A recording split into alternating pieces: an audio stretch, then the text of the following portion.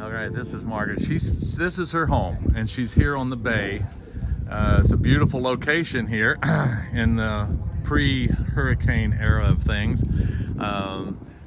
She and her husband and family work on Mercedes almost exclusively, and they built this nice garage here on the side to keep their collectibles. And anyway, you were here during the storm. Yes, sir. We were here up in the loft of the metal building.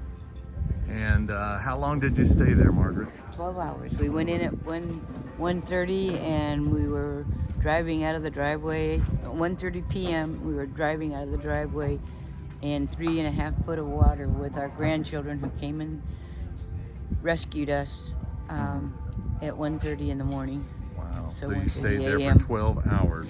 Yeah, and we even took a last photo, selfie of each other and put it up high in the rafter, so if we didn't make it, we could tell our children that we love them. Praise the Lord.